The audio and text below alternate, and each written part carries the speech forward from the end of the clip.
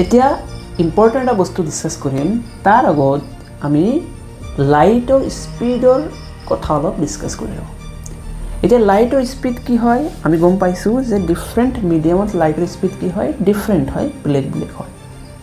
তো লাইটৰ speed fastest মানে লাইটটো ফাষ্টেষ্ট কোনটো মিডিয়ামত ট্ৰেভেল কৰে সো আমি জানো লাইট কোনো মিডিয়ামতে ফাষ্টেষ্ট ট্ৰেভেল নকৰে লাইট ফাষ্টেষ্ট ট্ৰেভেল কৰে শূন্যতম যেটোক আমি ইংলিছত কওঁ ভ্যাকুয়াম সো ভ্যাকুয়ামত লাইট কি কৰে ফাষ্টেষ্ট ট্ৰেভেল কৰে যেটোৰ ভ্যালু কিমান যেটোৰ value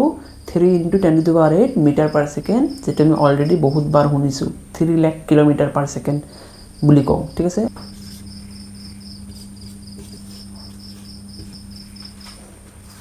So c equal to 3 × 10⁸ metre per second যেটো আমি এটা লেটাৰ দি বুজাও কি লেটাৰ দি বুজাও c দি বুজাও এতিয়া মনত ৰাখিবা c যেতিয়াই মানে মই লিখিছো মানে এটো কি বুজিছো speed of light in vacuum এতিয়া ভ্যাকুয়ামৰ পৰা যেতিয়া এয়াৰত আহো হাৱাত আহো বায়ুত কি হয় লাইটৰ স্পীডটো অলপ কমি যায় অলপ বেছি ডিফাৰেন্স নহয় অলপ কমি যায় সেই কাৰণে আমি এজিউম কৰি লওঁ যে ভ্যাকুয়ামত যেটো লাইটৰ স্পীড আৰু এয়াৰৰ যেটো লাইটৰ স্পীড অলপ কমি যায় বাট এটো আমি কি কৰি লওঁ ইকুৱেল কৰি লওঁ সমান কৰি লওঁ আমি এটোৱে ধৰো যে ভ্যাকুয়ামত যিমান স্পীড আছে লাইটৰ স্পীড এয়াৰতো কি হয় হিমানে হয় আমি ক'ব পাৰো এয়াৰ আৰু ভ্যাকুয়ামত বুজি পালা কথাটো তাৰ সিম্বলটো কি দি বুজাও c দি বুজাও এতিয়া আমি ৰিফ্ৰ্যাক্টিভ ইন্ডেক্স দেখিছিলো ৰিফ্ৰ্যাক্টিভ ইন্ডেক্স সেকেন্ড মিডিয়ামৰ কি আছিল n/1 ঠিক আছে আর এটার ফর্মুলা কি আছিল ফার্স্ট মিডিয়ামত স্পিড ডিভাইডেড বাই সেকেন্ড মিডিয়ামত স্পিড বা এটো এনেকে মনত ৰাখিব পাৰা ওপৰত স্পিড যিমান আছে ওপৰত হ'ব তলত স্পিড যিমান আছে তলত হ'ব আর এটো কি হ'ব refractive index of second medium with respect to first এতিয়া মই যদি এক কাম কৰো ফাৰ্স্ট মিডিয়ামটো যদি আমি নিৰ্ধাৰিত কৰি দিও ফিক্স কৰি দিও যে ফার্স্ট মিডিয়ামটো কি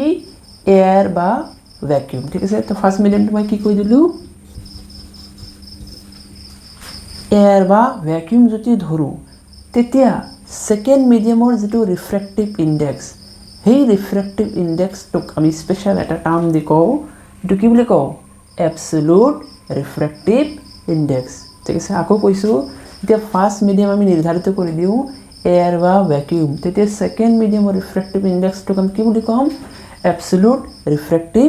ইন্ডেক্স যেনেকে एग्जांपल লোৱা সেকেন্ড মিডিয়ামটো ধৰা কি আছে ওয়াটাৰ আছে তেতিয়া ওয়াটাৰৰ ৰিফ্ৰ্যাক্টিভ ইন্ডেক্সটো কি বুলি কম অ্যাবসলিউট ৰিফ্ৰ্যাক্টিভ ইন্ডেক্স ঠিক আছে বা গ্লাস আছে তো গ্লাসৰ ৰিফ্ৰ্যাক্টিভ ইন্ডেক্সটো কি বুলি কম অ্যাবসলিউট ৰিফ্ৰ্যাক্টিভ ইন্ডেক্স অফ গ্লাস ঠিক আছে এটা ইয়াৰ ফৰ্মুলাটো চাও তে ফাৰ্স্ট মিডিয়ামটো যদি এয়াৰ বা ভ্যাকুয়াম হয় তো তাতে স্পিড আমাৰ অলৱেজ কি থাকিব c হ'ব তাতে অলৱেজ কি হ'ব c হ'ব আৰু সেকেন্ড মিডিয়াম যি হ'ব ওয়াটাৰ গ্লাস ঠিক আছে যে কোনো মিডিয়াম হোক তাতে স্পিডটো ধৰা আমি কি ধৰি ললো v ধৰি ললো ঠিক আছে v ধৰি ললো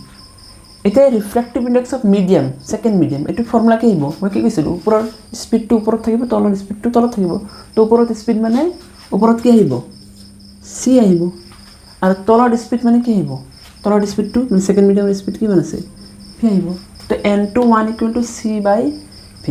এতিয়া যেহেতু ইয়াত আমি ফার্স্ট মিডিয়ামটো নিৰ্ধাৰিত কৰি দিছো তো এটো কি বুজায় ফার্স্ট মিডিয়াম বুজায় কি না refractive index of second medium with respect to first medium but absolute কোৱা মানে আমি ফাৰ্স্ট মিডিয়াম নিৰ্ধাৰিত কৰি পেলাইছো এখানে আমি ডাইৰেক্ট সিম্পলি কি লিখিব পাৰো n2 লিখিব পাৰো n2 = c/v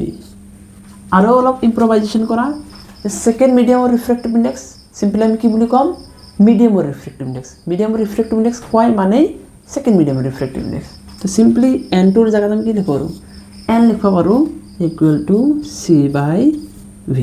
এটো কি বুজাবো যে কোনো মিডিয়ামৰ ৰিফ্ৰ্যাক্টিভ ইন্ডেক্স মানে সেকেন্ড মিডিয়ামৰ ৰিফ্ৰ্যাক্টিভ ইন্ডেক্স ফাৰ্স্ট মিডিয়ামৰ রেসপেক্টত ফার্স্ট মিডিয়াম মানে এয়ার বা ভ্যাকুয়াম কি হ'ব n = c/v এটো আকৌ কোনো নতুন ফর্মুলা নহয় এটো হেই ফর্মুলাই হয় n/1 = v1/v2 জাস্ট আমি n/1 এর জায়গাত n লিখিছো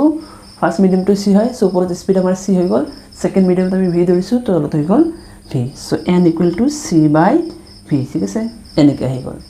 এতিয়া অ্যাবসলিউট রিফ্র্যাক্টিভ ইন্ডেক্স টু ডেফিনেশন যদি খুদে what is absolute refractive index আমি লিখিব পাৰিম না নাই যে when first medium is air or vacuum then refractive index of the second medium বা simply refractive index of the medium is called absolute refractive index মই লিখি দি আছো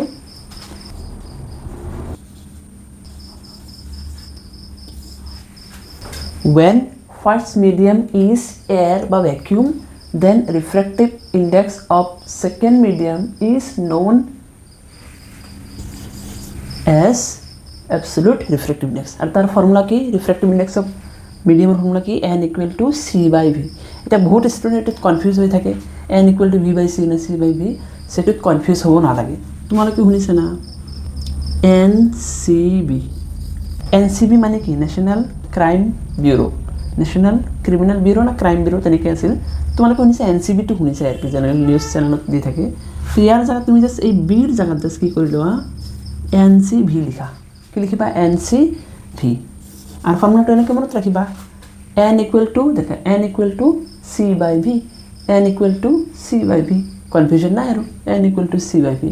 এনেকৈ তুমি এইটো ট্ৰিক দি তুমি দিস ফৰ্মুলা তুমি মনত ৰাখিব পাৰিবা অ্যাবসলিউট ৰিফ্ৰ্যাক্টিভ ইন্ডেক্সৰ এতিয়া আমি বাৰবাৰ অ্যাবসলিউট ৰিফ্ৰ্যাক্টিভ ইন্ডেক্স কৈ না থাকো আমাৰ যেটো এনসিইআৰটি বুক আছে তাতে সিম্পলি অ্যাবসলিউট ৰিফ্ৰ্যাক্টিভ ইন্ডেক্সক কি বুলি কৈছে ৰিফ্ৰ্যাক্টিভ ইন্ডেক্স মানে ৰিফ্ৰ্যাক্টিভ ইন্ডেক্সটোৱে যেটো কৈ আছে বুকত এনসিইআৰটি বুকত হেতুৱে আমাৰ একচুয়ালিটিত কি অ্যাবসলিউট ৰিফ্ৰ্যাক্টিভ ইন্ডেক্স সো তাৰ ধুনীয়াকৈ এটা টেবল দিয়া আছে টেবলটো তুমি চাবা ডিফাৰেন্ট মিডিয়ামৰ কাৰণে ওয়াটাৰ গ্লাস ডায়মন্ড আৰু ডিফাৰেন্ট মিডিয়ামৰ কাৰণে এই অ্যাবসলিউট ৰিফ্ৰ্যাক্টিভ ইন্ডেক্স বা সিম্পলি ৰিফ্ৰ্যাক্টিভ ইন্ডেক্সৰ ভ্যালুবোৰ দিয়া আছে যেনেকুৱা ওয়াটাৰৰ ৰিফ্ৰ্যাক্টিভ ইন্ডেক্স কিমান আছে 1.33 ডায়মন্ডৰ রিফ্র্যাক্টিভ ইন্ডেক্স কিমান আছে 2.42 ঠিক আছে এতিয়া কেতিয়াবা খুদি লয় যে ডায়মন্ডৰ ৰিফ্ৰ্যাক্টিভ ইন্ডেক্স 2.42 এটো তোমাৰ এক্সাৰসাইজৰ এটা কোশ্চেন হয় এটোৰ মিনিং কি যে ডায়মন্ডৰ ৰিফ্ৰ্যাক্টিভ ইন্ডেক্স 2.42 এটো তুমি তাতে ডিসকাস কৰিম এতিয়া আমি ওয়াটাৰৰ টু ডিসকাস কৰি লওঁ যে ওয়াটাৰৰ ৰিফ্ৰ্যাক্টিভ ইন্ডেক্স কিমান 1.33 এটোৰ মিনিং কি ঠিক আছে সো আমি এই যে সেকেন্ড মিডিয়াম ইয়াত আমি n equal to কি হয় c by v তো এটো আমি মই ইয়াত আগত কি লিখিছিলো n2 বুলি লিখিছিলো n2 লিখিব পাৰা বা সিম্পলি n লিখিব পাৰা সো ওয়াটাৰৰ ৰিফ্ৰ্যাক্টিভ ইন্ডেক্স তোমাৰ এনসিইআরটি বুকত nw বুলি দেখাইছে nw ঠিক আছে refractive index of water equal to কিমান 1.33 বাট মই যদি ফর্মুলা লিখো রিফ্র্যাক্টিভ ইন্ডেক্স অফ ওয়াটাৰৰ যদি ফর্মুলা লিখো তেতে কি হ'ব c first medium always air বা ভ্যাকুয়াম আর তলত কি হ'ব velocity in by speed in water বুঝি পালা কি না রিফ্র্যাক্টিভ ইন্ডেক্স অফ ওয়াটার কি হ'ব formula c divided by velocity in water ঠিক তেনেকৈ similarly refractive index in diamond কি হ'ব উপৰত অলওয়েজ c হ'ব ফাৰ্স্ট মিডিয়াম আমি নিৰ্ধাৰিত কৰি দিছো এয়ার বা ভ্যাকুয়াম তলত কি হ'ব velocity in diamond so refractive index of water 1.33 মানে কি এটোৰ মানে হ'ল যে speed of light in air বা ভ্যাকুয়াম যেটো কিমান আছিল 3 × 10⁸ আর speed of light in water এই দুটা যদি রেশিও কৰো ৰেশিওটো যদি সলভ কৰো কিমান আহিব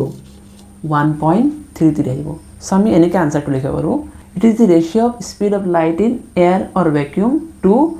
speed of light in water এটো রেশিওটো কি 1.33 ঠিক আছে এটো হয় ইয়াৰ মিনিং